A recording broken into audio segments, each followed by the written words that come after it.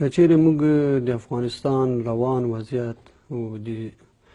هېواد روان کړکېچ ته وګورو، د جګړې تر ډېره زیاته کچه هغه افغانانو په دې جګړه کې وژل کېږي چې د جګړې هېڅ طرف پورې اړه نه لري.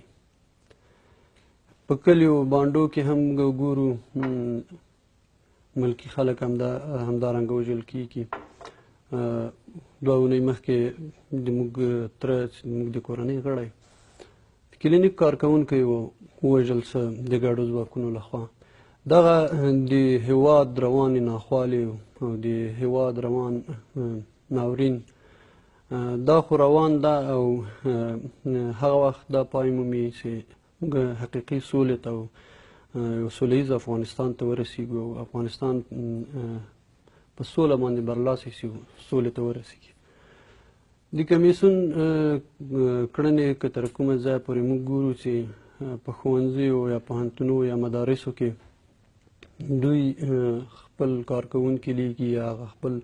کمپاینونه هلته ترسره کوي. له یوه اړخه که موږ وګورو معارف ته دوی ضربه ووهله، ځکه چې زده کوونکي د ښوونځیو او همدارنګه د پوهنتون محصلین او د مدرسو طالبان دا ټول له زده کړو نه د یوې اونۍ لپاره دا اوس بې برخې شول او له زده کړې نه پرمختګ نه دوی ښوونځي یا بازارونه یا همدارنګه پوهنتونونه وتړو. ولس ته د دې تاوان رسول کېږي، بې له دې نه چې طالبان په دوی حمله وکړه یا یې ونه کړه. خو ستاسو موافق یاست د دغې اعلامیې سره که مخالف چې طالبانو خپره کړې؟ زه دلته په دې اعلامیه کې 2 خبرې دي. یو خبره دا ده چې که چیرې موږ تاسې د تیر ولسي جرګې ته وګورو، تیر ولسي جرګې موږ تاسې وکتل له بهرنیانو سره امنیتي تړون امضا کړ او د افغانستان دغه روان ناورین چې د افغانستان امنیتي ځواکونه چې وژل کېږي عامل یې همدا امنیتي تړون و. د 2014 کال کې له امریکایانو نه افغان امنیتي ځواکونو ته انتقال قدرت په نامه یو ډراماتیک پروګرام ترسره شو چې امریکایان په اډو کې مسؤون کړل او افغان امنیتي ځواکونه د امریکایانو په ځای باندې قرباني ورکوي، نن وژل کېږي او له منځه وړل کېږي. دغه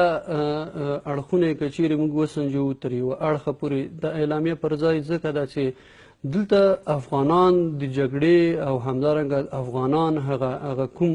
د دوی ملي ارزښتونه چې دي کیدای شي په دې دا تشویش وي له طالبانو سره یا له افغانانو سره چې کیدای شي زموږ ملي ارزښتونه یو ځل بیا مثلا لکه مخکې چې وه یعنې طالبان د ټاکنو طرفدار دي خو ولې د دغه پروسې چې اوس ترسره کېږي نه دي طرفدار؟ یعنې موږ او تاسې په یو هېواد کې چې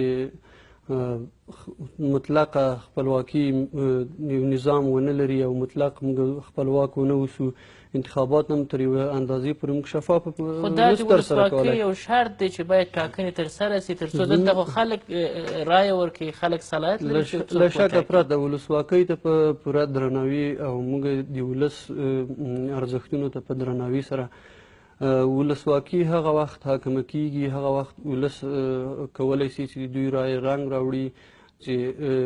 د هر څه مسؤلیت د دوی په غاړه وي. وزیر صاحب ویل چې دا زه درته وایم واضح کوم یې،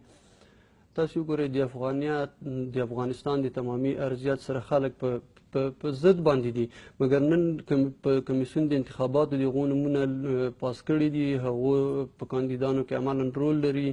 او هغو عملا د اوس دغه پروسه کې دخیل دي. تاسو وګورئ د سفارتونو ارتباطیان نن په دې کمیسیون په کاندیدانو کې شته. بالاخره ستاسو ځواب څه شی دی چې دغه اعلامیه درسته ده چې طالبانو خپره کړې کوم اختار چې خلکو ته دا جزئیات لري، باید یو چې باید ګډون ونه کوي. یو څه په رد او نه رد باندې که چیرې موږ بحث کوو باید په جزئیاتو هم بحث وکړو. یعنې ستاسو په نظر ټاکنې چې اوس ترسره کېږي دا پروژه ده که یوه ملي پروسه؟ زه هغه وخت د ټاکنو ترسره کول ملي پروسه ګڼم چې واک یې تام د افغانانو په لاس کې وي، هغه کسان پکې وټاکل شي چې افغانان د افغان له کلمې مخالف نه وي، د افغانستان